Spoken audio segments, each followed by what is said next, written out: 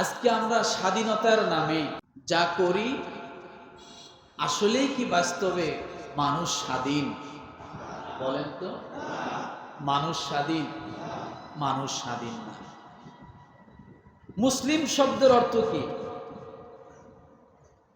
আত্মসমর্পণ, নাকি আত্মসমর্পণকারী। মুসলিম শব্দের অর্থ যদি আত্মসমর্পণকারী হয়, একজন মানুষ যখন দুনিয়ার আদালতে আত্মসমর্পণ করে, তখন তার নিজের বলতে কি আর কিছু থাকে?